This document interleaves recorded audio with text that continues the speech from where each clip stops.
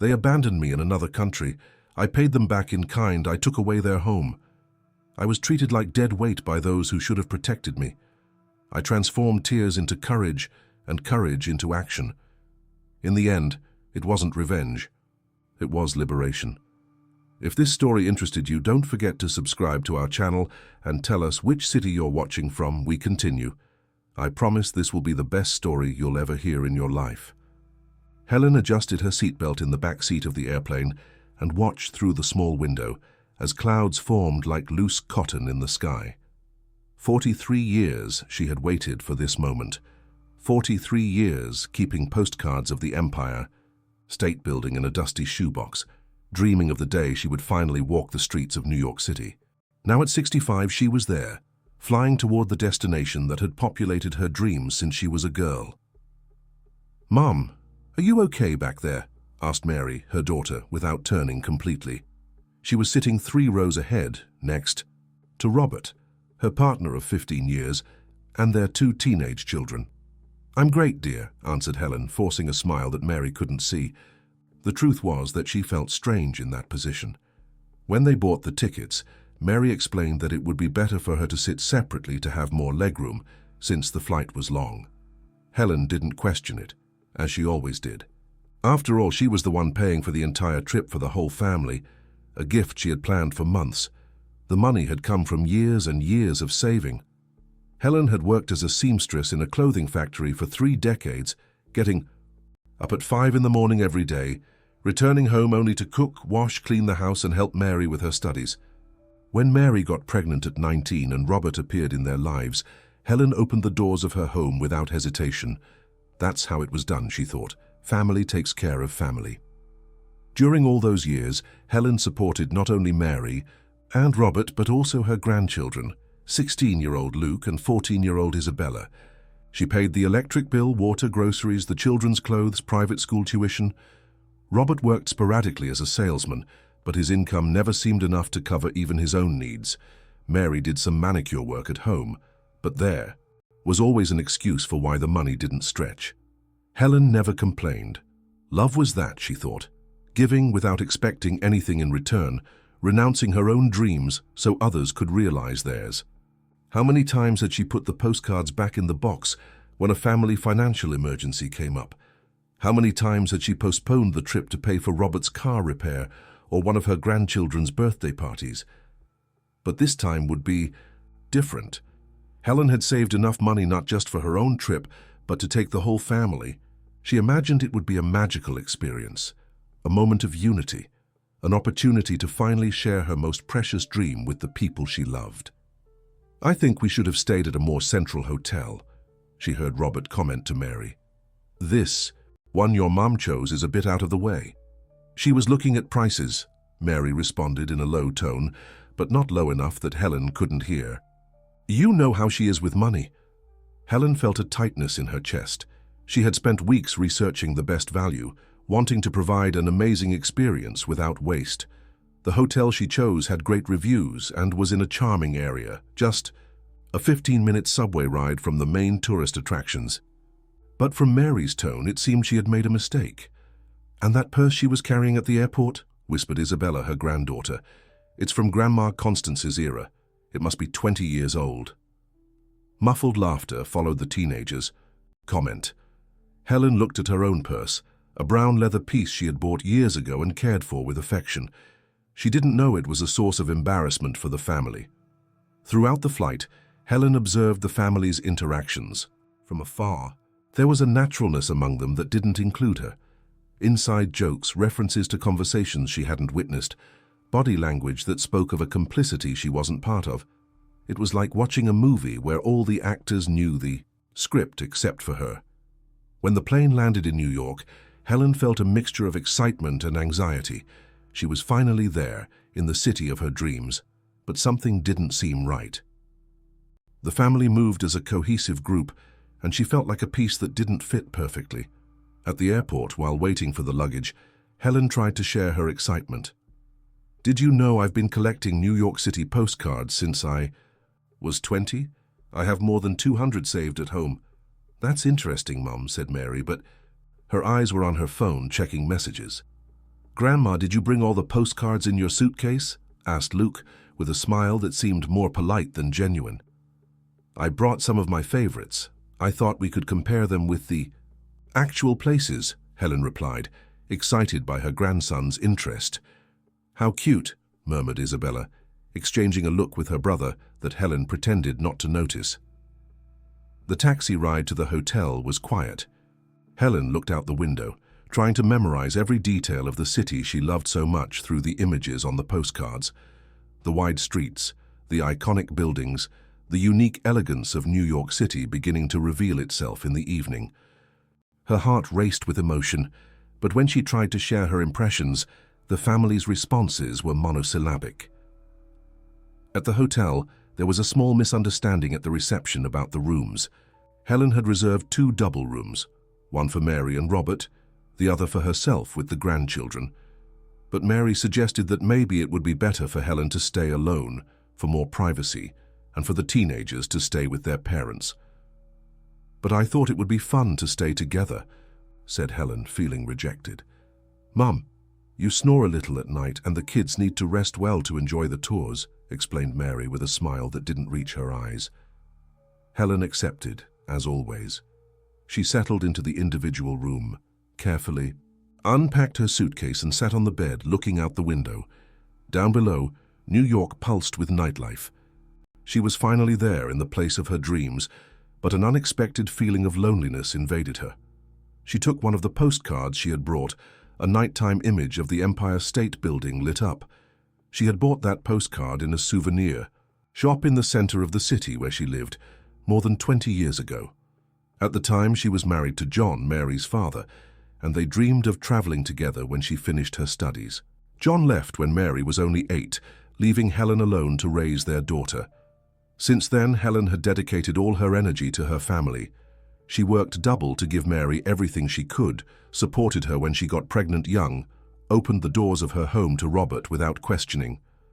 She sacrificed relationships, better paying job opportunities in other cities, vacations, personal dreams, all for family, all for love. Now, finally realizing the dream of a lifetime, she felt more distant from her family than ever. There was something in the dynamic between them that naturally excluded her. It wasn't intentional, perhaps, but it was real.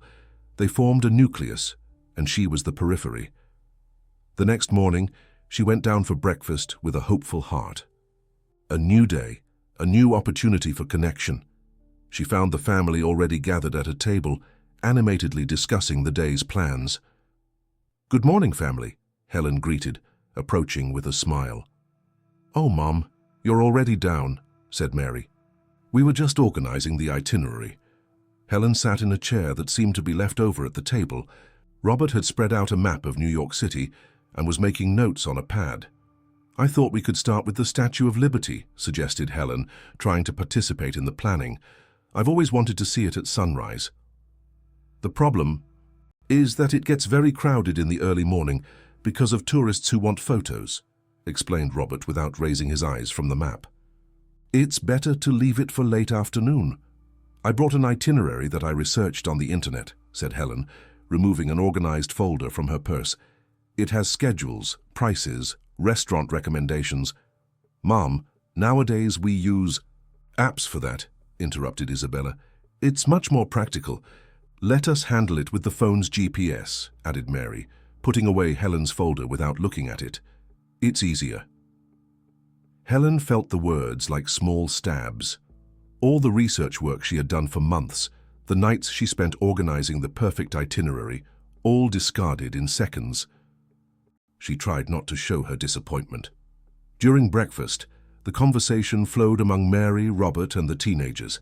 Helen tried to participate, but her contributions were received with polite smiles and quick changes of subject. It was as if she spoke a slightly different language than the one they shared. When they left for the first tour, Helen walked a few steps behind the group. They followed at a natural pace, talking, laughing, taking selfies. She observed them, trying to understand when she had become a stranger in her own family. The first stop was the Metropolitan Museum of Art. Helen was ecstatic with the grandeur of the museum, but soon realized that her pace was different from the families.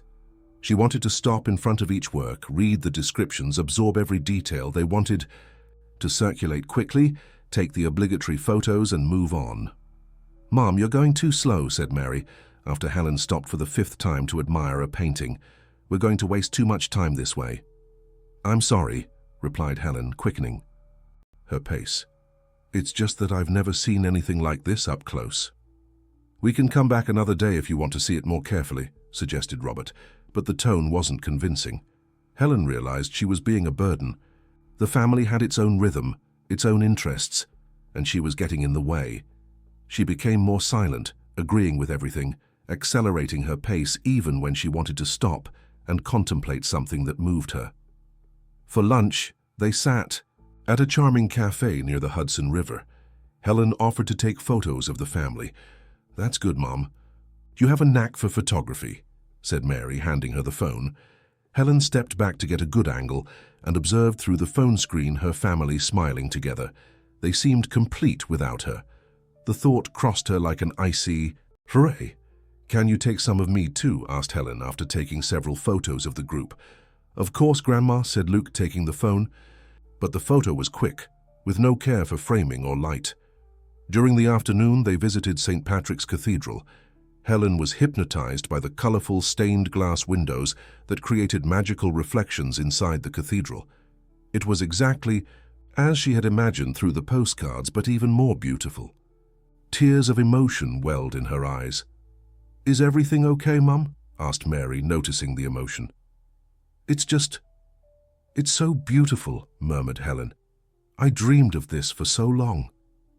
Mary smiled and briefly touched her mother's shoulder, a gesture that warmed Helen's heart.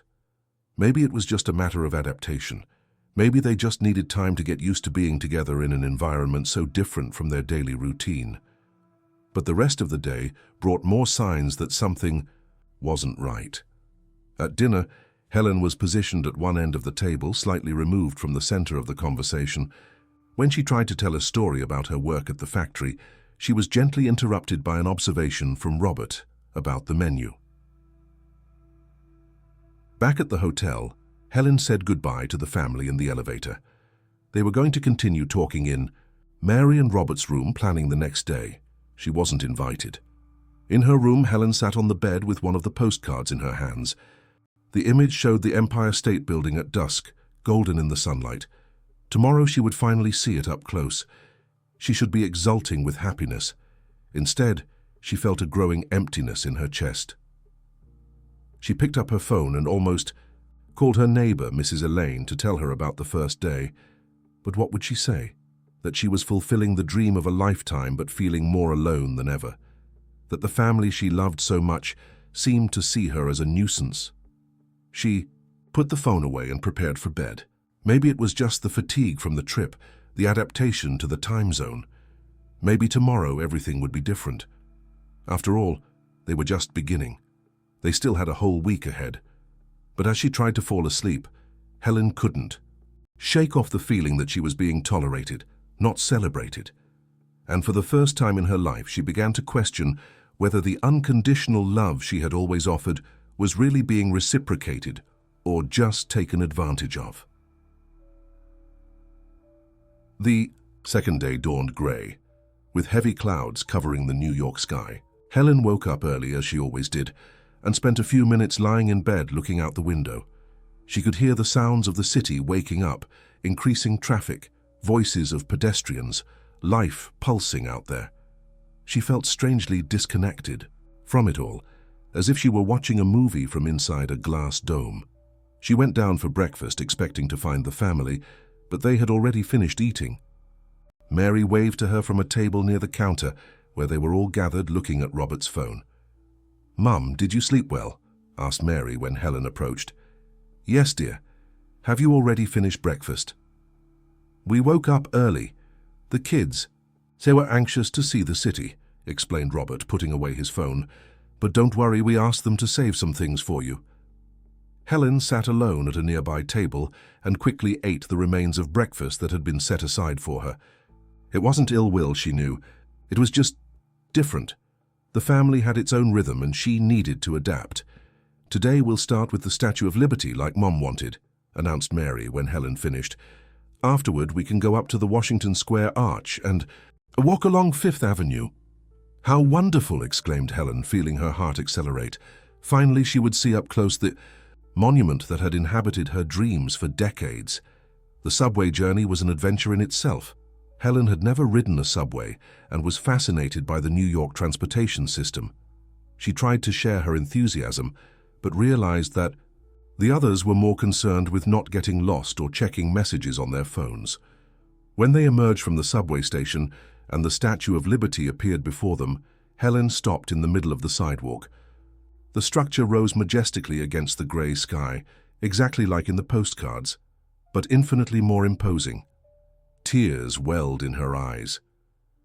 "It's beautiful, isn't it?" she murmured, but her voice was lost in the noise of the crowd of tourists. The family had already moved ahead, positioning themselves for the first photos. Helen caught up to them and offered again to take pictures, but Isabella was taking selfies with her parents, and Luke had found a group of young tourists to talk to. "Grandma, do you want me to take a photo of you in front of the statue?" offered Luke when he finished talking with the other young people. "Oh yes, please," said Helen, excited, but the photo was rushed with no care for framing. Luke seemed anxious to return to the conversation with his new friends. Helen looked at the result on the phone and saw that she appeared too small in the image, almost lost among the other tourists. "Can I take a better one?" she asked, handing the phone to Mary. "Mom, we'll have the whole week for photos." "It doesn't all have to be right now," replied her daughter, but she took a quick photo anyway. Throughout the morning, Helen tried to integrate into the family's activities, but there was an invisible barrier that always kept her half a step behind. When they suggested a restaurant for lunch, they had already decided among themselves. When they discussed which attraction to visit next, her opinion was heard politely, but rarely followed. "What if we went to the Museum of Modern Art?" suggested Helen during lunch. "I read that it has an impressive collection of Impressionists." "Impressionists are kind of repetitive, Grandma," commented Isabella. "I prefer more modern art." "Google Maps is showing that there's a cool contemporary art exhibition near here," added Robert. "How about we go there?" Helen agreed, as always. She didn't want to be seen as stubborn or difficult, but internally, she felt a pang of disappointment. She had dreamed of seeing the paintings by Monet and Renoir that she knew through reproductions in books and postcards. The contemporary art exhibition was a strange experience for Helen. The works were too conceptual for her simple taste, installations she couldn't understand. While the family commented animatedly about the more daring pieces, she felt lost, as if lacking a deciphering code. "What did you think of this one, Mum?" asked Mary in front of an installation that simulated a destroyed room. "It's interesting," replied Helen, not quite knowing what to say. "The artist's proposal is to question traditional concepts of home and belonging," explained Robert, reading the small informative plaque. Helen nodded, but the words resonated strangely in her mind. Home and belonging. Two things she was beginning to question in relation to her own family. In the afternoon, they decided to take a boat tour along the Hudson River.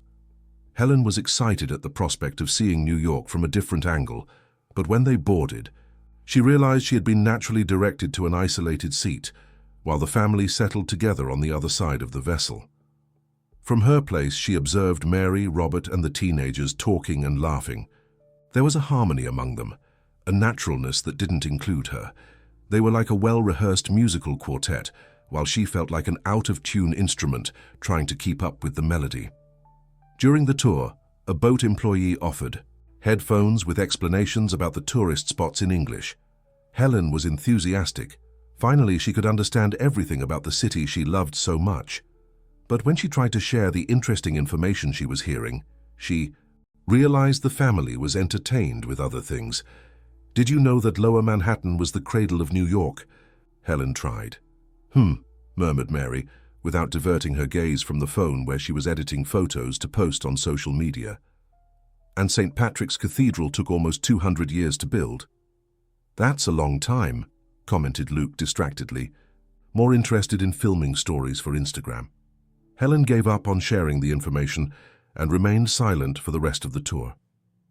The guide's words in her ears contrasted with the isolation she felt. She was surrounded by family, but deeply alone. When they returned to the hotel in the late afternoon, Helen suggested they rest a bit before dinner. In truth, she needed some time alone to process the confusing feelings that were invading her. "We're going to take a walk around here," said Mary. "We saw some interesting shops on the back street. Do you want to come?"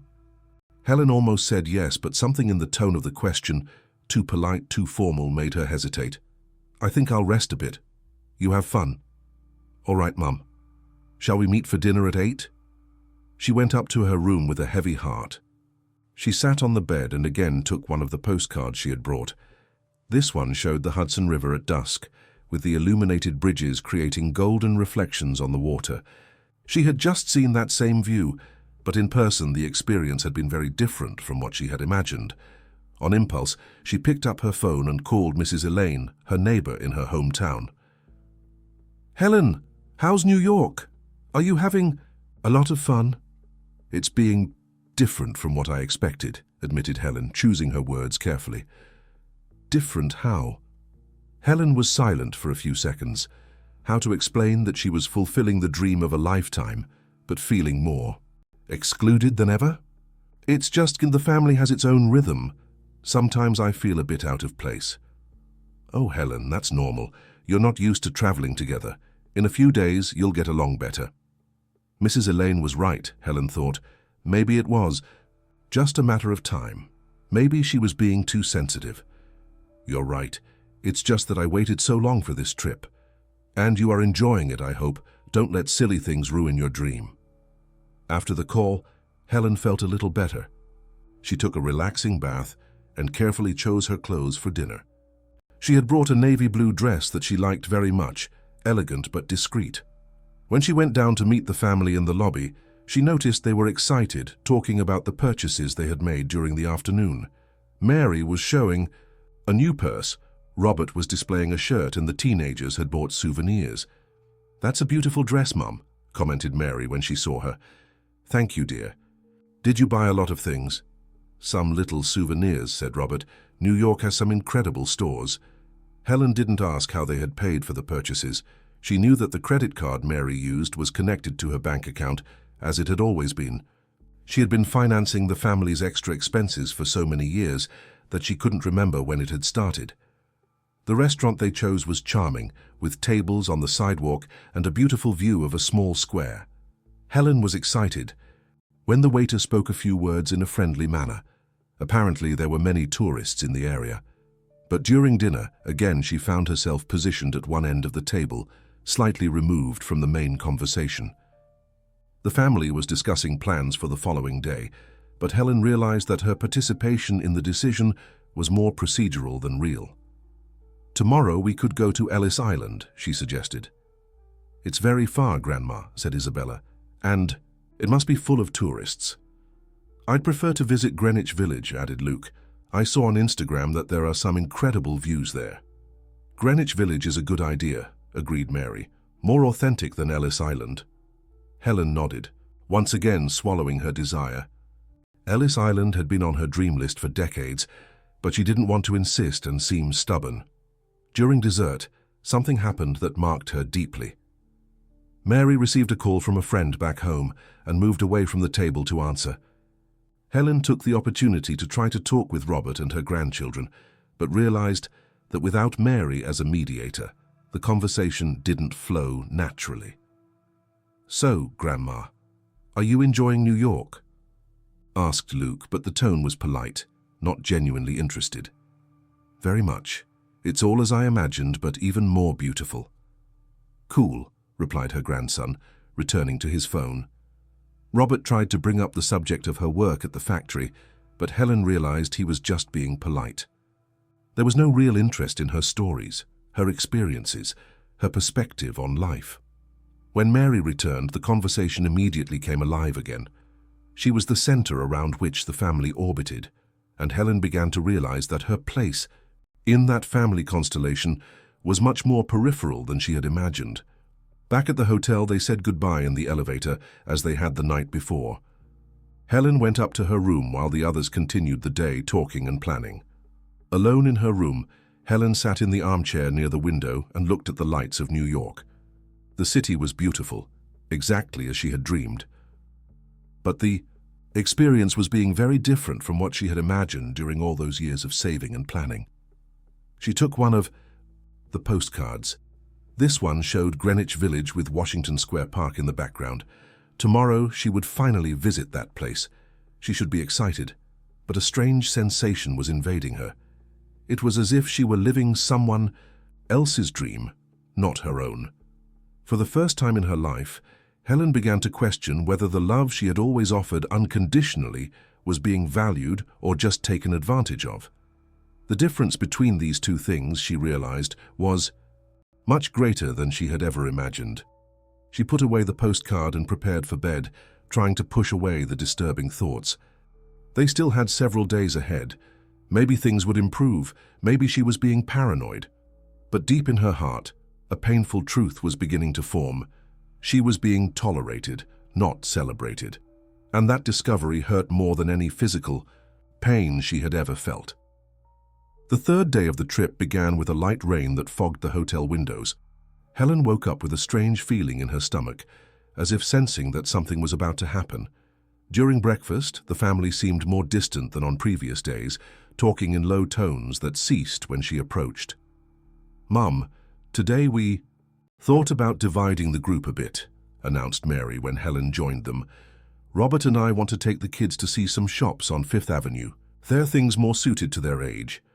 "I see," said Helen, trying to hide her disappointment. "And can I go with you?" "It's just that they're very specific stores, you know, young people's clothes, electronics. You would probably find it a bit boring," explained Robert with a smile that didn't reach his eyes. Helen felt her chest tighten. "And what do you suggest I do?" "Greenwich Village is very close to here," said Mary quickly. "You've always wanted to visit, right? You can take a stroll there. Have a coffee in one of those charming cafes. We'll meet up at the end of the afternoon." "Alone?" The word came out more vulnerable than Helen would have liked. "Mum, you're an independent woman, and it's safe. There are tourists from all over the world there," insisted Mary. "It might even be better this way. You can go at your own pace, stop where you want, take the photos you want." Helen wanted to protest, to say that the trip was for them to be together, but something in her daughter's look made her hesitate. There was a determination there, a decision already made that didn't admit discussion. "All right," she agreed, as she always did. "Where shall we meet?" "Here at the hotel at 5 in the afternoon," suggested Robert. Helen nodded and finished breakfast in silence. The family was talking animatedly about their plans for the day, but she couldn't concentrate on the words. A feeling of abandonment was growing in her chest, cold and heavy like a stone. An hour later, Helen said goodbye to the family at the hotel door. They would go in one direction, she in another. For the first time since arriving in New York, she would be completely alone.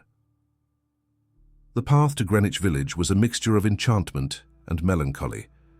Helen climbed the steep streets, admiring the unique architecture of the neighborhood, the small art shops, the street musicians. It was exactly as she had imagined through the postcards, but the experience was being marred by loneliness. She arrived at Washington Square Park and was hypnotized by the artists painting portraits of tourists. For a moment, she thought about sitting down to have her own portrait done, a special memory of the trip, but the idea of being alone in the photo discouraged her. She walked around the scenic viewpoint and climbed the steps slowly, stopping several times to catch her breath. From above, the view of New York extended magnificently before her. It was a moment that should have been magical, but Helen felt empty. She found a bench near the park and sat down to rest. She took one of the postcards from her purse. Precisely, one that showed the same view she was now contemplating in person. The comparison between the dream and reality moved her, but a tear of sadness rolled down her cheek. "Are you all right, Mom?" Helen turned and saw a middle-aged man, elegantly dressed, who was observing her with concern. He spoke with a friendly American accent. "Sorry, I didn't mean to intrude," the man continued, "but I noticed you were crying." "Everything's fine." said Helen, quickly wiping away the tears. "It's just the emotion of being here." The man smiled kindly. "May I sit? I'm Philip. I've lived here in New York for 40 years, but I'm originally from the Midwest." Helen nodded, grateful for the company. Philip had a calm and welcoming manner that immediately reassured her. "Is this your first time in New York?" he asked. "Yes." "I've dreamed of this my whole life," replied Helen, and something in her voice must have revealed more than she intended. "And it's not being what you expected?" Helen was silent for a few seconds. She didn't know why, but she felt she could trust this kind stranger. "I came with my family," she said finally. "I paid for everyone's trip. I thought it would be a special moment, but I feel more alone here than at home." Philip nodded as if he understood perfectly. "Sometimes the people we love make us feel lonelier than strangers do." The words hit Helen like a ray of recognition. That was exactly what she was feeling. "Come," said Philip, standing up. "Let me show you a special corner of Greenwich Village, a place tourists don't know about." Helen hesitated for a moment, but something in the man's genuine kindness convinced her. He led her through narrow alleys to a hidden small cafe with only 4 tables and an elderly owner who greeted Philip like an old friend. "This place has belonged to Mr. Henry for 50 years, explained Philip. "He serves the best coffee in the area and makes some incredible pastries." For 2 hours, Helen talked with Philip as she hadn't talked with anyone in years. He listened to her tell about her life, about the years caring for her family, about the postponed dreams. He didn't judge her, didn't interrupt her, didn't change the subject. He simply listened. "You know what I think?" said Philip when she finished speaking. "I think you've spent so much time taking care of others that you forgot to take care of yourself." "But that's what a mother does," protested Helen. "Family comes first." "A family that truly loves you would never let you feel this way," replied Philip gently. "True love celebrates. It doesn't tolerate." The words echoed in Helen's mind for the rest of the afternoon. When she said goodbye to Philip and returned to the hotel, she carried a different perspective about her situation. She arrived at the hotel a few minutes before 5 in the afternoon and waited in the lobby. 5:15, 5:30, 6 o'clock. The family didn't appear. Helen picked up her phone and called Mary. "Mom, sorry, we lost track of time. We're in an incredible store here. Can you wait a little longer?" "Of course, dear. No problem." But there was a problem. Helen went back to her room and stood looking out the window, watching New York prepare for the night. The family had promised 5 in the afternoon, and it was already past 7. It wasn't just a delay. It was inconsideration. When they finally came down for dinner at 8:30, the family was excited, loaded with shopping bags, talking about the wonderful purchases they had made. "Mom, you can't imagine the beautiful things we found," said Mary, showing an expensive blouse. "And everything was on sale." Helen didn't ask how they had paid. She knew it was her credit card, as always. "And you? How was Greenwich Village?" asked Robert, but the tone was procedural. "It was beautiful," replied Helen simply. During dinner, the family continued excitedly talking about the purchases and plans for the next day. Helen participated little in the conversation, still processing the conversation with Philip. "Tomorrow we want to go to Ellis Island," announced Mary. Helen raised her head, surprised. "But yesterday you said it was too far and full of tourists." "We changed our minds," said Isabella. "We saw on Instagram that it's really worth it." "That's good," murmured Helen. "I've always wanted to visit Ellis Island." But something in the look that Mary and Robert exchanged made her uncomfortable. There was a silent communication there that she couldn't decipher. The next morning, Helen went down for breakfast, excited at the prospect of finally visiting Ellis Island. But she found the family already standing in the lobby, with their luggage packed. "Mum, we've changed plans," said Mary quickly. "We decided to go to Ellis Island today and sleep at a guest house nearby. It will be more practical." "Oh, but I haven't packed my bag yet," said Helen, confused. "It's just that we want to leave early to make the most of the day," explained Robert. "You can meet us there after lunch. We'll send the address via WhatsApp." Helen felt the world spin slightly. "You're going without me?" "It's just for today, Mum. You can take the opportunity to see other places in New York. Tomorrow we'll meet back here." Before Helen could fully process what was happening, The family was already leaving the hotel. Mary gave her a quick kiss on the cheek and promised to call later. Helen stood in the lobby, watching the family disappear in a taxi. For the first time in her life, she felt completely abandoned by those she loved most. She returned to her room with trembling legs. She sat on the bed and tried to understand what had just happened. The family had left for a 2-day trip without her, after she had paid all the expenses for the vacation. The phone rang. It was a message from Mary. "Mum, the hotel said there was a problem with your reservation. They'll explain at the reception." Helen ran down to the lobby, her heart racing. At the reception, the employee informed her, embarrassed, that the reservation had been cancelled at the request of the person who made the original reservation. "But I made the reservation," said Helen, confused. "According to our system, it was cancelled by Mrs. Mary Sanders, who made the initial payment." The truth fell on Helen like a block of ice. Mary had cancelled her reservation. Her own daughter had ensured she would be left with no place to stay in New York. "Are there other rooms available?" asked Helen, trying to keep her voice steady. "We have a simple room available, but it would be at your own expense. The payment for the cancelled reservation cannot be refunded due to hotel policies." Helen nodded and made the new reservation, paying with her personal card. She went up to the new room, smaller and simpler, and sat on the bed trying to process what had happened. Her own daughter had made sure she would be left stranded in a foreign city. The act was so cruel, so calculated, that Helen could hardly believe it. She picked up her phone and called Mary. Voicemail. She tried Robert. Voicemail. The grandchildren. Nothing. For the first time in 43 years of self-sacrifice and unconditional love, Helen began to understand a terrible truth. She was not loved by her family. She was merely useful. The discovery broke her heart in a way she had never imagined possible, but it also awakened something that had been dormant for decades, her own strength. Sitting in that small room in New York, holding a postcard of the Empire State Building, Helen made a decision that would change her life forever. She would no longer be anyone's doormat. Not even the family she thought she loved above all else. Helen spent the night awake, sitting in the armchair of the small room, looking out the window at the silent streets of New York. The early morning brought a painful but necessary clarity about her situation. By 6 in the morning she was already dressed, and with an iron determination she hadn't felt in decades. The first thing she did was call her bank back home. After explaining the situation to the manager, she requested the immediate cancellation of the additional credit card that Mary used. Next, she requested a temporary block on the automatic transfers she made monthly to her daughter's account. "Are you sure about this, Mrs. Helen?"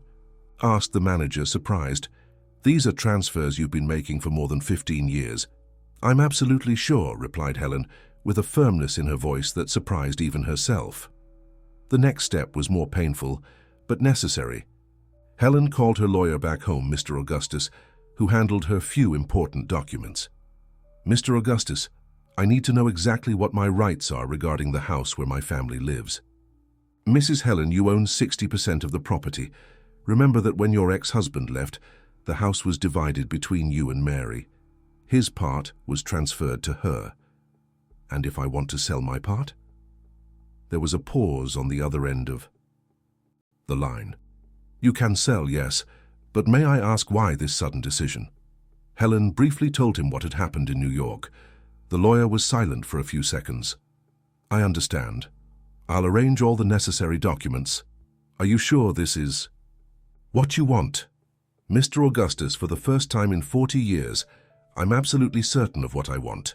After the calls, Helen went down for breakfast. She felt strange, as if she were walking in a new version of herself. The world hadn't changed, but her perspective on it was completely different. In the hotel restaurant, she chose a table near the window and ordered coffee and croissants. For the first time since arriving in New York, she was doing exactly what she wanted, at the pace she wanted. As she ate, she observed an American family at the next table. The parents were talking affectionately with their 2 teenage children, genuinely including them in the conversation, laughing at the jokes they made. There was a mutual respect there, a real interest in each other. Helen realized that this was what she had always imagined she would have with her own family. After breakfast, she decided to return to Greenwich Village. She wanted to find Philip again, to thank him for the words that had planted a seed of awareness in her mind. On the same bench where they had met, she found the American reading a newspaper and drinking coffee from a thermal cup. "Helen, what?" "A pleasant surprise," he said, standing up to greet her. "How was the rest of your day yesterday?" Helen sat next to him and told him everything that had happened. Philip listened in silence, shaking his head from time to time. "You know what impresses me most about your story?" he said when she finished. "It's not the cruelty of your family. It's the strength you're showing now." "I don't feel strong," admitted Helen. "I feel lost." "Being lost is sometimes the first step to finding yourself," replied Philip. "Come, I want to show you something." He led her to a small art gallery that Helen hadn't noticed the day before. Inside, there was an exhibition of paintings by local artists, works that portrayed New York in different eras and seasons. "Look at this one," said Philip, stopping in front of a canvas that showed an older woman sitting alone in a cafe, but with a serene and dignified expression. The artist called it Rebirth at 60. It's about people who discover their own strength after decades of living for others. Helen was hypnotized by the painting. The woman in the canvas could be her. "How much does it cost?" she asked impulsively. "You want to buy it?" "I do." For the first time in her life, Helen bought something expensive exclusively for her own pleasure. The painting cost $400, money that in other circumstances she would have spent on some family necessity. But now it was for her, just for her. She spent the rest of the day exploring New York alone, but no longer with the melancholy of previous days. There was a new freedom in her steps. She visited the Museum of Modern Art, which she had wanted to see so much, and spent an entire hour contemplating Monet's paintings. No one rushed her. No one changed the subject when she tried to share her emotion. In Central Park, she sat on a bench and observed people passing by, couples walking hand in hand, families playing with small children, young people reading books. There was a vibrant life there, and she was part of it. The phone rang. It was Mary. "Mom, where are you? We tried to call several times." "I'm exploring New York," replied Helen calmly. "Oh, that's good. Listen, we're coming back to the hotel tonight. Can we meet for dinner?" Helen took a deep breath. "Mary, I think it's better if we talk on the phone." "On the phone? But why? Did something happen?" "Yes, something happened. I discovered that my own credit card was cancelled by the bank due to suspicions of improper use. And I also discovered that my hotel reservation was cancelled by the very person who made the initial reservation." Silence on the other end of the line. "Mom, I can explain." "You don't need to explain, Mary. I understood the message perfectly. You're being dramatic. We just needed some time to... To what? To get rid of the burden I've become?" "You're not a burden, Mom. It's just that sometimes..." Helen hung up the phone. For the first time in her life, she hung up on her own daughter, and she felt strong doing it. The next days in New York were a revelation. Helen took a French cooking class, visited museums at her own pace, shopped for herself. She met other solitary tourists and discovered that chosen solitude was very different from imposed abandonment. One afternoon, while having coffee in a charming bakery, she received a call from an unknown number. It was Luke, her grandson. "Grandma, it's me. I'm calling in secret." The trembling voice of the teenager touched Helen's heart, but she remained firm. "Hi, dear." "Grandma, I wanted to apologize. We were horrible to you. I know we were." "Luke." "No, Grandma. Let me speak. We always knew you did everything for us, and we never really thanked you. We always treated it as if it were an obligation." Helen felt tears in her eyes, but she breathed deeply. "Thank you for calling, Luke.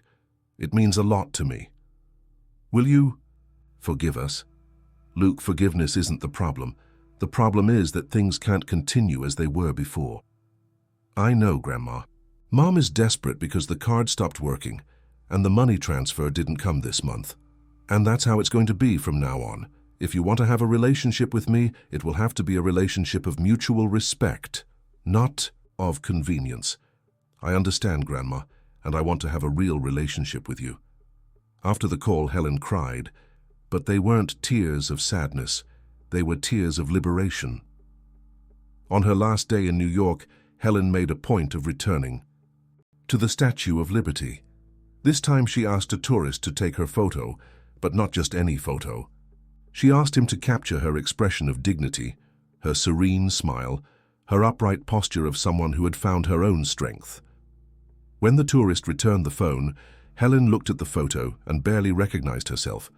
It was her, but a version she hadn't seen in decades, a whole, complete woman who didn't need anyone's approval to feel valuable. On the flight back home, Helen didn't sit separate from the family. In fact, she bought a ticket for a different date and flew alone. She needed this time for herself, to process everything that had changed within her. During the flight, she wrote a long letter to Mary. It wasn't a letter of anger or resentment. It was a letter establishing boundaries. She explained that she loved her, but that she would no longer accept being treated as a convenient obligation. If they wanted a relationship, it would be based on mutual respect and conscious choice. Upon arriving home, Helen didn't return to the house where the family lived. Instead, she rented a small apartment for herself. With the money from the sale of her part of the house, she could live comfortably for many years. The apartment was simple, but it was hers. She decorated it with mementos from New York, including the painting she had bought at the gallery. On the living room wall, she hung a photo, herself smiling in front of the Statue of Liberty, not as a lost tourist, but as a woman who had found herself. 3 months later, she received a letter from Luke, a long letter handwritten, asking for real forgiveness and proposing a new way of relating. Helen replied, also by hand, saying she was willing to try but with clear conditions. Mary took longer to accept the new reality. She tried to call several times, alternating between pleas and accusations. Helen remained firm. Any conversation would be through the lawyer. She wanted her daughter to understand that her actions had consequences. 6 months after returning from New York, Helen was in a painting class when she received a bouquet of flowers. The card said, "To the strongest, Grandma we know. With love and respect, Luke and Isabella." Helen smiled and continued painting. She was making a painting of the Statue of Liberty, but not as she saw it in the postcards.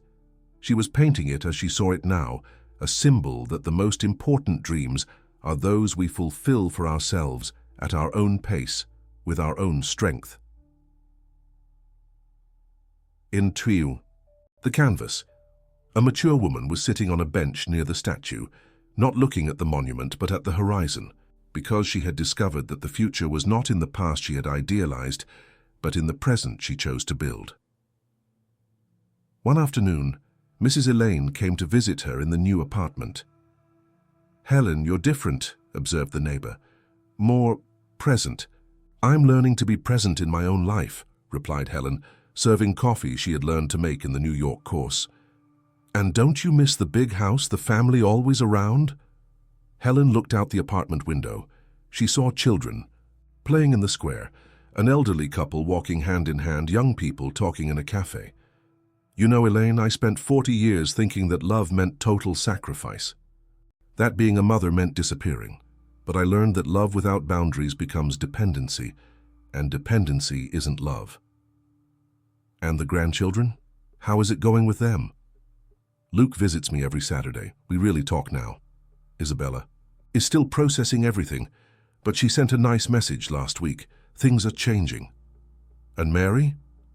Helen was silent for a few seconds. "Mary will need to decide if she wants a mother or a provider, because I can no longer be both." That night, Helen was organizing some papers when she found the last postcard she had bought in New York.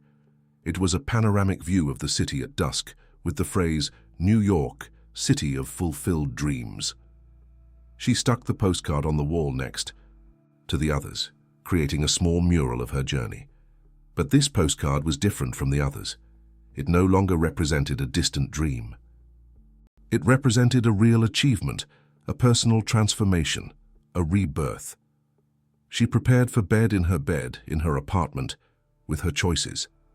For the first time in decades before sleeping, Helen didn't think about the needs of others or the tasks of the next day. She thought about herself, her plans, her dreams yet to be fulfilled. At 65, Helen had learned the most important lesson of her life, that self-love is not selfishness, it's a prerequisite. That establishing boundaries is not cruelty, it's emotional health. That being truly loved means being respected, not just tolerated, and that it's never too late to start over. On the other side of town, Mary looked at an old photo of the whole family together at Christmas the previous year. Helen was there, smiling, but now Mary realized that the smile never reached her mother's eyes. How had it taken so long to notice? She picked up the phone to call, but stopped. The rules had changed. If she wanted to rebuild the relationship with her mother, it would have to be on her terms. She would have to learn to value instead of simply using. She would have to grow up. For the first time, Mary began to understand that maybe it was time for her to mature too, and that maybe, just maybe, there was still time to build a true relationship with the extraordinary woman who had always been by her side, but whom she had never really seen. Helen, in her apartment, fell asleep in peace. Tomorrow would be a new day, full of possibilities that she herself would choose to live. The end of the story. Dear listeners, we hope that Helen's journey has touched your hearts deeply. Her story reminds us that it's never too late to recognize our own worth and establish healthy boundaries in our relationships. To continue exploring equally touching stories about personal transformation and inner strength, we've prepared a special playlist that you'll find by clicking here. If Helen's story inspired you as much as it did us, don't forget to subscribe to our channel and leave a like on this video. Every day we bring unique narratives that celebrate the complexity of human life and the capacity for new beginnings that we all carry within us. Your experiences and reflections in the comments are very important. Share with us how this story made you reflect on your own family relationships. Until the next